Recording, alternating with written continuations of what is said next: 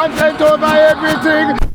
This is Scattered Minds, Captain Scarlett on Content Over Everything. We are here at West Croydon at the Let the Youngers Go protest. It's a protest against SPAC Nation. This here is a young lady who was a member of SPAC Nation for 2.5 years. I'm told she's recently left, so maybe limited on what she could say, but we're going to try and find out and get to the heart of the story behind this. So you joined SPAC Nation around, what, 2.5 years ago? Yeah. Okay, and what drew you to it in that time? I think for me, because my daughter's dad went to jail, and it was his friends who were in SPAC Nation. They were the ones who invited me, saying, okay, you need to change your life. You're going to get a job there.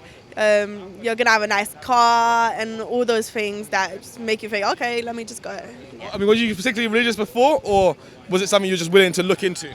I was looking for God, but I wasn't religious. So I thought, okay, let me just try something else and maybe I can, practice it a bit more.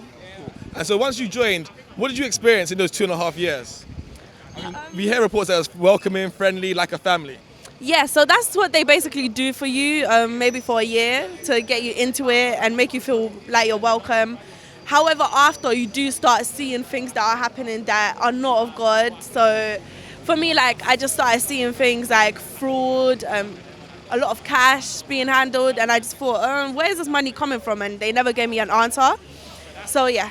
I mean, there is this big sort of thing about prosperity sort of Christianity and things like that. And to be fair, there's some people who are critical of it, especially the pastors in America. Yeah. But at the same time, there are some people who say that offers a lot of opportunity for people, and actually, there's nothing wrong with the message of prosperity and preaching prosperity. I mean, what's your take on that? I believe prosperity is fine. Everything is fine. That's exactly what I was looking for, and I just wanted to change my life. But when it becomes something that puts young people into debt, young people into minors, and is done on terms that is not asked about, they don't speak to their parents, they don't ask for permission for opening a bank account. So I don't feel you can do it on those terms and then make it seem like it's godly and what you're doing is right, because it's not right. I mean, one of the things that they've said, I want to come, I mean, this question just come up now, but I mean, one of the things that they've said is that they have been successful in getting young people off of the streets, and a lot of the criticism that's come towards them is because they've been successful in doing that. And to be fair, a lot of it is linked to various other people who might have other reasons or grievances to go at them, which are separate from the truth. So, I mean, what would you say about that? I think I'm all for young people being off the streets. I was also trying to be someone who got them off the streets. But the problem is that they do get them on the streets, but they put them in a place where they are locked up. They are in minors. They can't do what they want to do. They can't go and go for whatever they want to do. They have to do what their leader or their pastor tells them to do. So it's not something that they can basically go in and then start doing their own thing and then prosper from that. I think my problem is that they look for kids that are vulnerable. And with that, it's really unfair because they mess up their lives even more. As far as, yes, they take them off the streets, but they put them in a situation that's even worse. So, yeah. When you say that situation, one of the things you just mentioned there was, a bit earlier, was fraud. Yeah. And I mean, it's a legal crime basically, and that's something you witnessed there at SPAC Nation. Yeah, definitely. Openly. So, yeah. They were involved in, would you use the term occult to describe them? Yeah, 100%. Maybe there's not a word that can describe them because it's worse than a cult.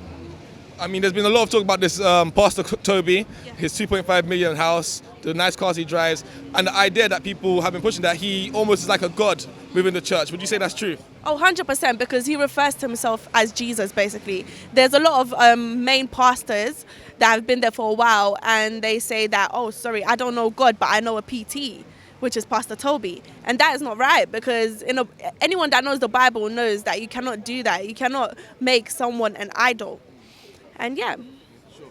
And I mean, if these claims are true, one of the things they've said is they've had no investigations of fraud against them or anything illegal. They're not currently being investigated. So is there really anything substantive to the claims? And will there be investigations, do you think? Well, I believe the more people speak out, the more the police is going to be interested, which they are right now.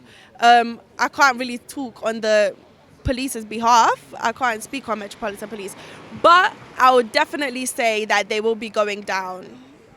Okay, cool. And final question, do you know of people who have got into debt because of SPAC Nation or been put in difficult situations? Yeah, myself. Fair enough, there we go. There you have it. Thank you very much. From your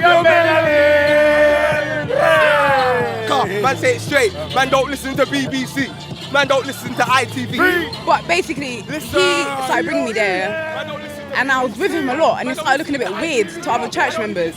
So he decided that he had to like make me his PA now, because he's a Bitcoin trader. So